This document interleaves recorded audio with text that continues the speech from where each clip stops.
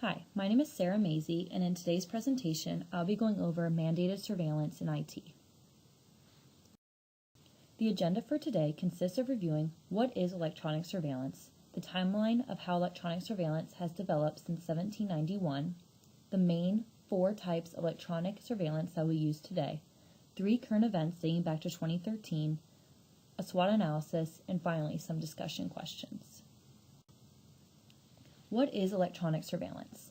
Electronic surveillance is the monitoring of a home, business, or individual using a variety of devices such as legal wiretapping, digital video equipment, and other electronic, digital, and audiovisual means.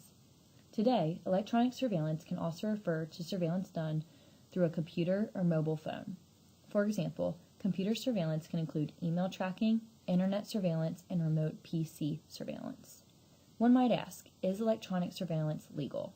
In many states, there are laws that stipulate who can use surveillance techniques and how they can use them.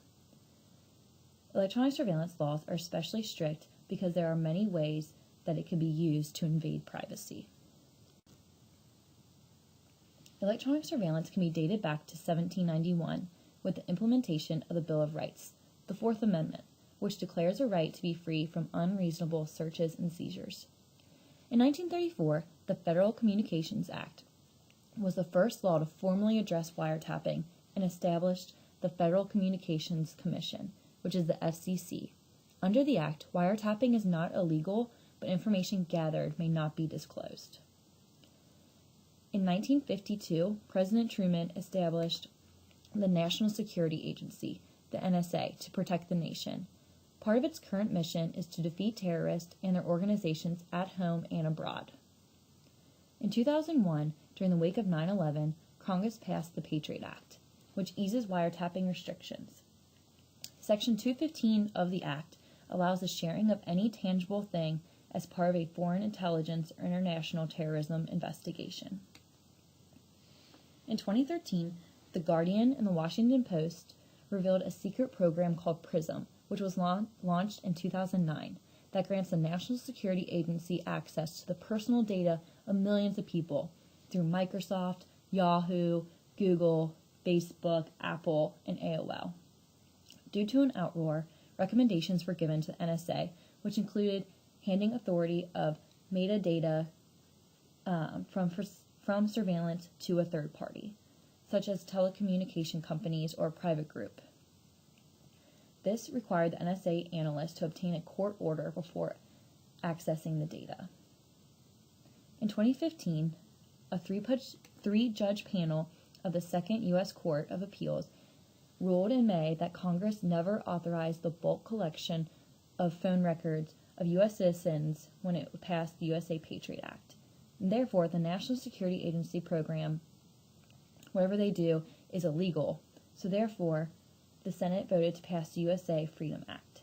The act ends the NSA's bulk collection of phone records of millions of Americans. Next, we're going to talk about the types of electronic surveillance. The 4 main types of electronic surveillance is wiretapping, bugging, videotaping, and using one's computer or mobile device to collect otherwise private data. Electronic eavesdropping serves several purposes.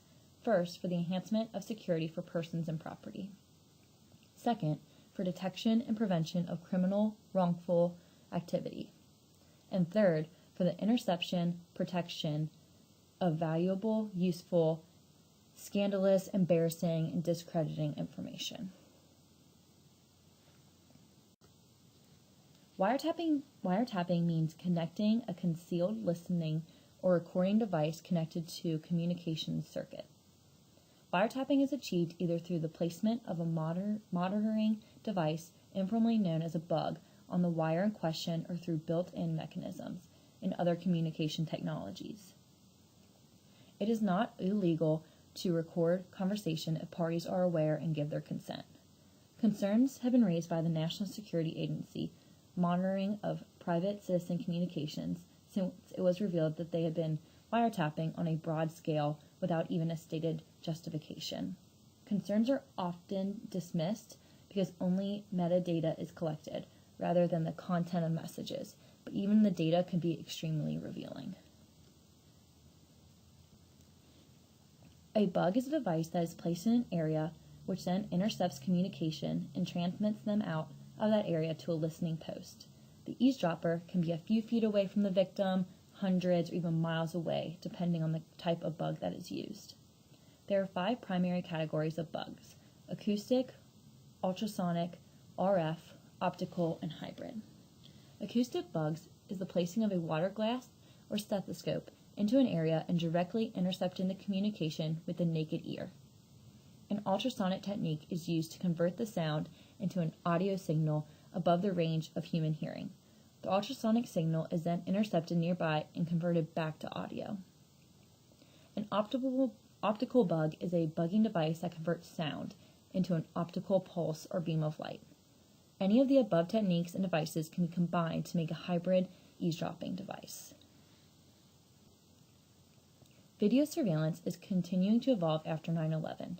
Many people know that it is pretty likely that there is a video camera at the entrance and exits to most buildings. In order to best deter crimes, experts agree that placing monitors in plain view of the public is effective. If criminals see these monitors on a wall, behind a security desk, or notice it otherwise being monitored, there's far less of a chance that the criminal will attempt to commit a crime, for the fear of leaving behind evidence that's going to be caught by the camera. Next, the use of computer and mobile phones as an electronic surveillance tactic is increasing as more people become reliant on these devices. The government, as well as the main holder of the cell phone or tablet, has the right to contact a service provider and get a breakdown of text or numbers called. Also, your phone has the ability to let people know where you are and from what time range. Similarly, as already stated, a person has to be told when they're being recorded when speaking to someone on the phone. Lastly, in regards to computers, any emails or websites browsed on your computer can be tracked.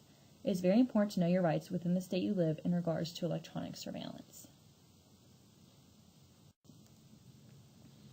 So some current events dating back to 2013.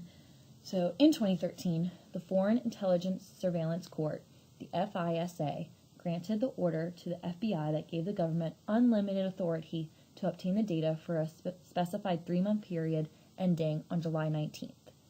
Under the terms of the blanket order, the number of both parties on a call are handed over, as in location data, call duration, any type of unique identifier, and the time and duration of all calls. The content of the conversation itself are not covered. Privacy advocates say that allowing the government to collect and store unlimited metadata is a highly invasive form of surveillance of citizens' communication activities. Those records enable the government to know the identity of every person with whom an individual communicates electronically, how long they spoke, and their location at the time of the communication.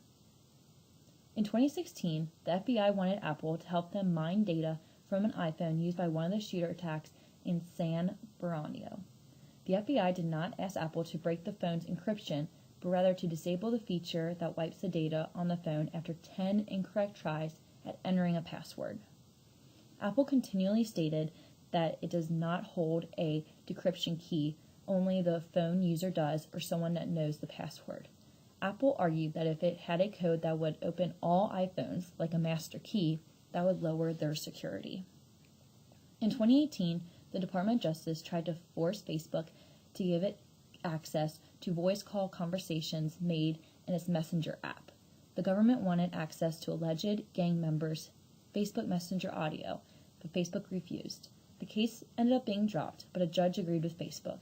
The FBI did not have a good enough cause to need the information from Facebook without invading our citizens' privacy.